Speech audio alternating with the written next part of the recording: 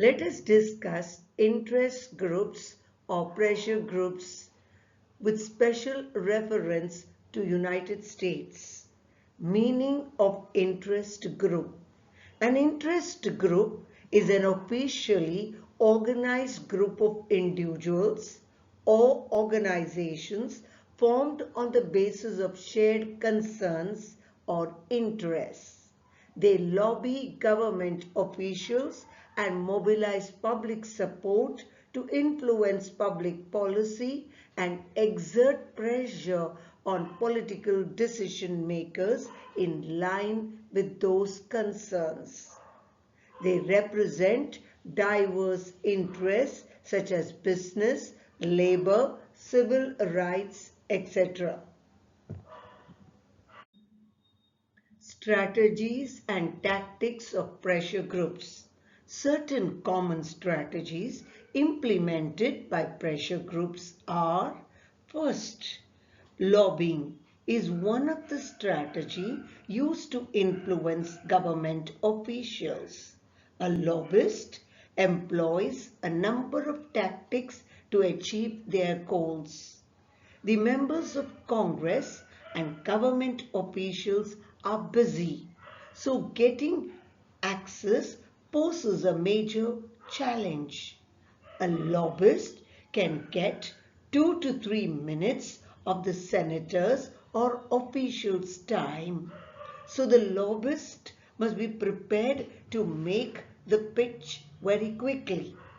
As a result, lobbying organizations pitch in former congressmen and government officials like Bob Dole, Trent Lott, Joan Kyle, John Burroughs, etc. because they can get access easily. Similarly, people of importance or eminence have easier access than others. For example, Angelina Jolie had lobbied Congress on issues related to refugee rights and international affairs. Similarly, Mark Ruffalo lobbied Congress on environmental issues. Second, expert testimony and research. Congressmen and government officials do not have the time to research on issues themselves. So, they rely on information provided by groups and lobbyists to keep them informed and up to date. Groups and lobbyists publish their findings through which they influence public opinion, who in turn influence the policy decisions of lawmakers. Groups and lobbyists provide expert testimony in legislative hearings to influence policy makers. For example, actor Michael J. Fox testimony before the Senate Appropriations Subcommittee in 1999. He lobbied for increased funding for Parkinson's disease research. Third, material incentives. Groups provide material incentives to government officials. There are laws which limit government officials from taking gifts, but they can be taken to resort, retreats, and upscale restaurants for meals and drinks where they can discuss policy in a more relaxed setting away from distractions. Fourth, corporate offices.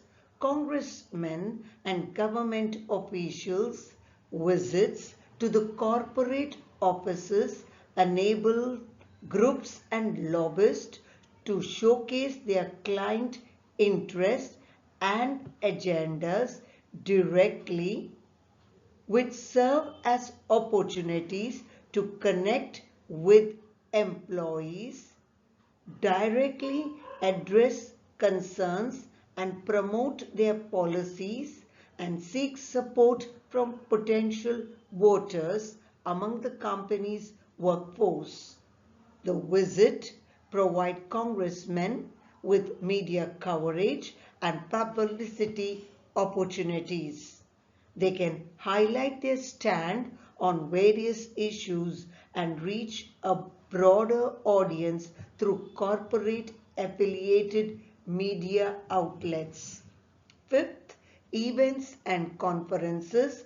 Lobbyists may invite officials to events, conferences, or seminars where industry leaders are present, providing opportunities to build relationships with corporate leaders. This can bring support from influential figures from business community.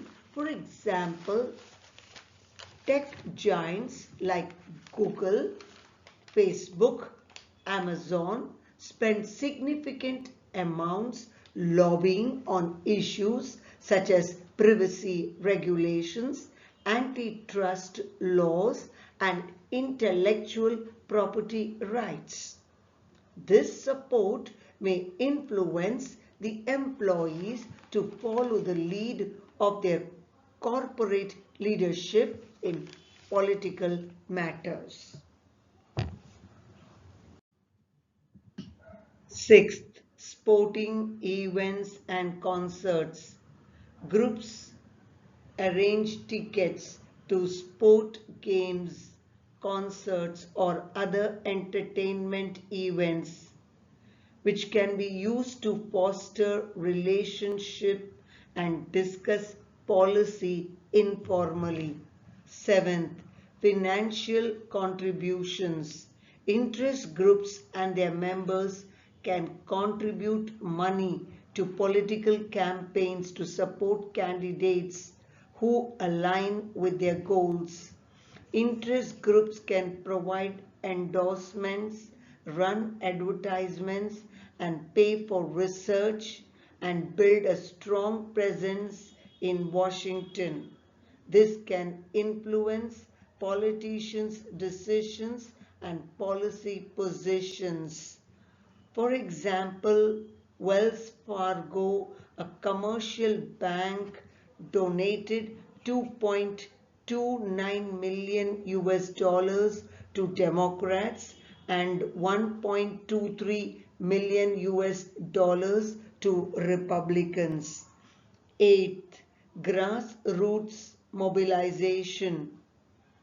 Groups engage in grassroots organizing to mobilize their members and supporters to contact elected officials to participate in protests or rallies or marches or sit-in or strikes or boycott or pickets, encouraged to write letters and send petitions, arrange for its members to visit Capitol Hill to meet with members of Congress, to demonstrate to government officials that the public supports its cause.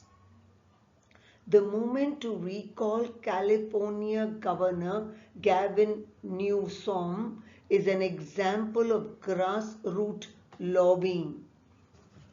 The Kings Bay Plowshares 7, a group of activists who protested against nuclear weapons by entering a naval submarine base in Georgia to symbolically disarm nuclear warheads.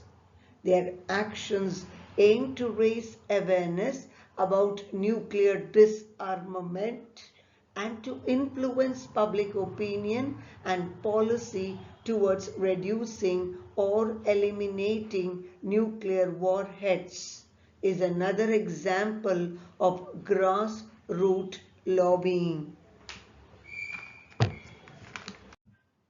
Ninth, coalition building. Groups often form alliances with other groups that share similar goals to amplify their influence and strengthen their advocacy efforts. For example, Sierra Club versus Trump, in which American Civil Liberties Union, acting on behalf of the Sierra Club and Southern Border Communities and Coalition, filed suit against President Trump for his use of executive power to fund and build a wall on the southern border of United States. Three interest groups joined in this case. 10th, litigation. Groups often achieve their goals through legal system by challenging laws or regulations they oppose or to defend policies they support.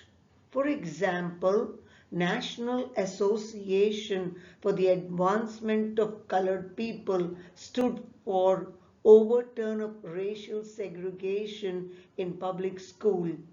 Supreme Court ruled that segregation in public schools was unconstitutional.